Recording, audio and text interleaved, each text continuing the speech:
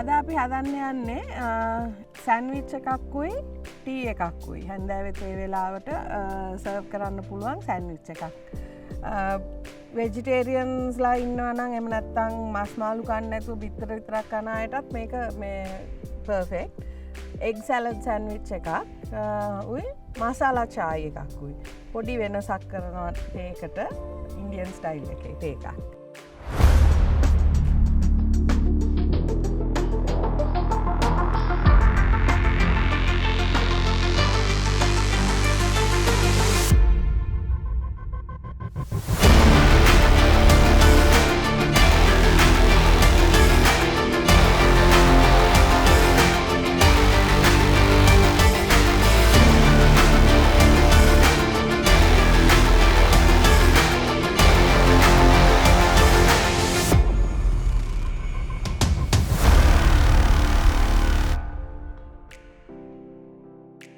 බලමු ඕන ඉන්ග්‍රීඩියන්ට්ස්.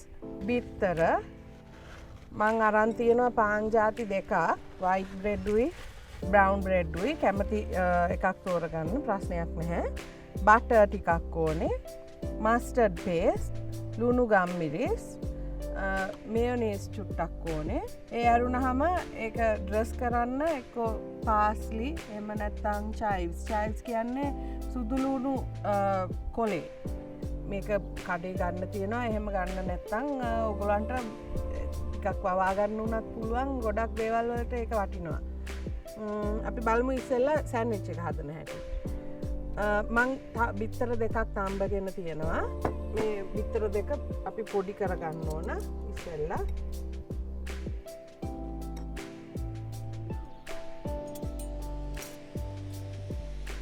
ගෑරුප්පුවක් අරගෙන ෆුල් බොයිල් කරගන්න. හාෆ් බොයිල් කරන්න එපා. මේකටම ලුණු ගම්මිරිස් ටිකක් දාන්න මේක තලන ගමන්.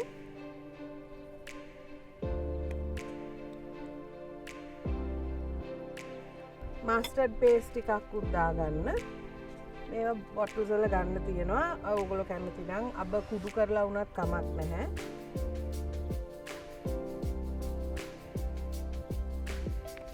මේයොනේස් ටිකක්,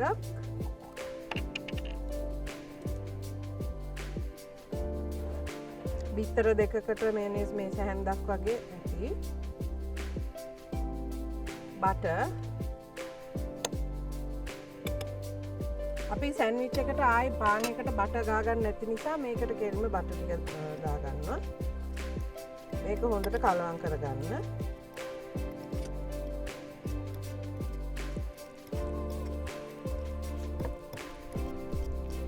මේකේ රස බලන්න ඔයගොල්ලන් සෝල්ට් පෙපර් ඇඩ්ජස්ට් කරන්න ඕන හැටියට. මස්ටර්ඩ් පේස්ට් උත් ඔයගොල්ලෝ කැමති නම් වැඩියෙන් අබ රහ එන්න තව ටිකක් දාගන්න. පෙනුමෙන් මට හිතෙනවා තව මස්ටර්ඩ් පේස්ට් ටිකක් දාන්න ඕන කියලා.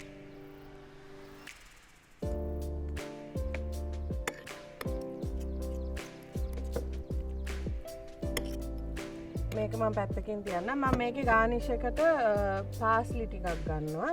මේ හොඳට හොදලා ගන්න. මේක හීනියට කපා ගන්න.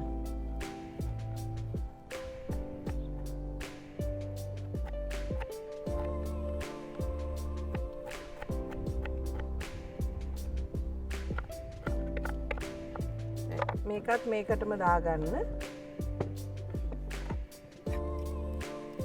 මේකෙන් හොඳ ෆ්ලේවර් එකක්කුත් එනවා, ලස්සන කලර් එකක්කුත් එනවා. අර කහ පාට එකකින් කොළ පාට වැටුනහම ලස්සනයි. ඕගොල්ලෝ කැමති පාන් මං කිව්වා සුදු හෝ බ්‍රවුන් ප්‍රශ්නයක් නැහැ.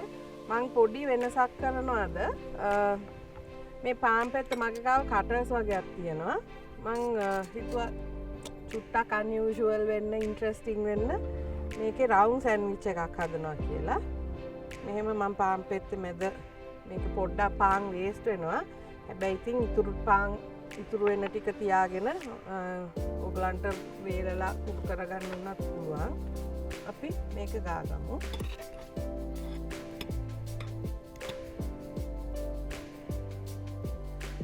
ගෙස්ට්ස්ලා ආවහම මේ වගේ සෑන්ඩ්විච් එකක් ප්‍රෙසන්ට් කරපුවාම ලස්සනයි. කැමති නම් 4/6 කපා ගන්න. එහෙම නැත්නම් ට්‍රයැන්ගල්ස් වලට කපලා වුණත් ප්‍රශ්නයක් නැහැ. මේක අත්‍යවශ්‍ය නැහැ. මම මේකට පොඩි ටූත් පික් එකක් ගහනවා. ඒකත් අත්‍යවශ්‍ය නැහැ. නමුත් පොඩ්ඩක් ලස්සනයි ඒක ප්‍රෙසන්ට් කරනකොට. මේ වගේ සෑන්ඩ්විචස් 2-3ක් හදලා එක ප්ලැටර් එකකට සර්ව් කරන්න පුළුවන්. මම මේ ඔයගලන්ට පෙන්නන්නම් සුදු සෑන්ඩ්විච් එකකින් වෙන ෂේප් එකක් හදලා මේ වගේ ක්‍රස්ට් එක කපා ගන්න වාටිය.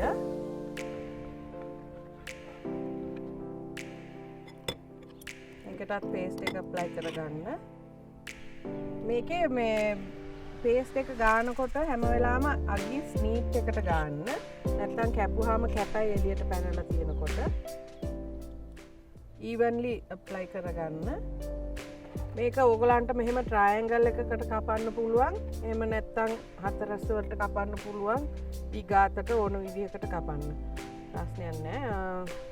මම අද ට්‍රයැන්ගල් එකකට කපන්නම්.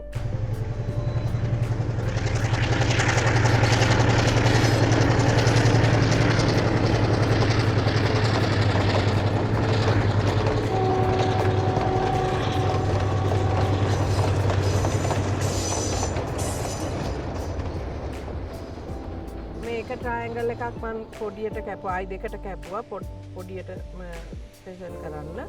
ඕනනම් මේ විදිහටම තියන්න පුළුවන් ප්‍රශ්නයක් නැහැ. ටී ප්ලැටර් එකකට වගේ සර්ව් කරනවා නම් සෑන්ඩ්විච් එක පොඩි වෙන තරමට ලස්සනයි.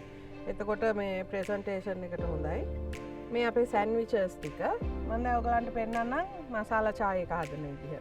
අපි සාමාන්‍යයෙන් තේ හදනකොට තේ කොළ වතුර රත් කරලා ඒකට තේ කොළ දාලා ඇම්මෙන්න තියලා ඊට පස්සේ කිරි සීනි පිටි ඒව දාන්න.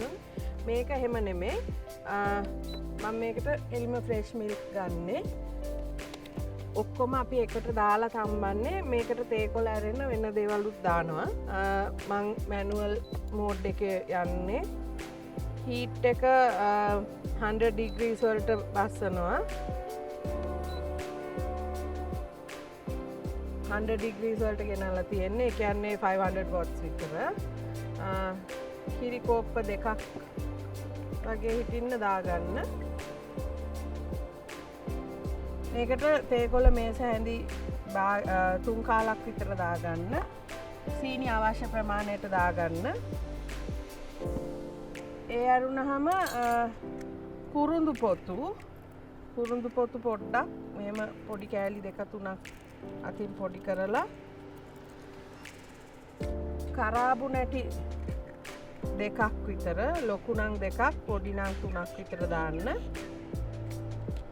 එනසල් මේක අතින් චුට්ටක් මෙහෙම අරින්න. කොටන්න පුළුවන් නම් පොඩ්ඩක් තලලා ගන්න.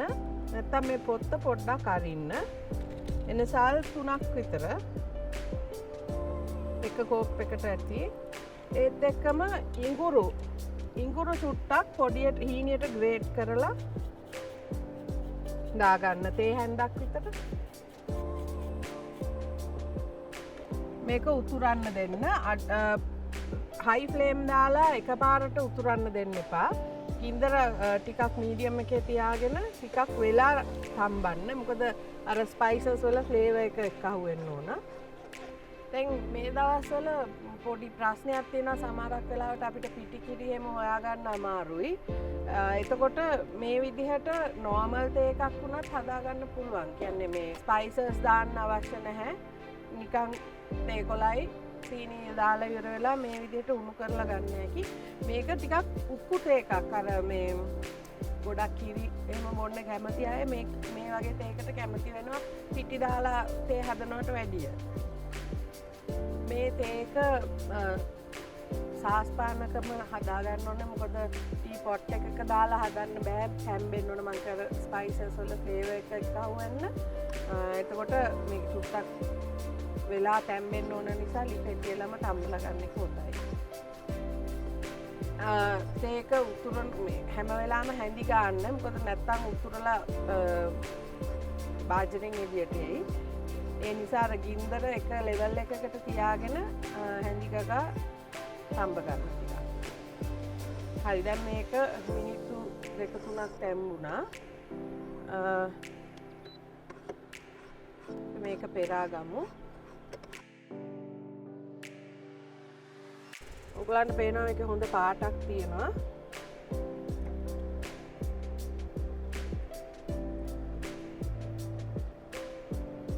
මේ තමයි අපේ මසාලා චායි එකයි එග් සැලඩ් සෑන්ඩ්විච් එකයි.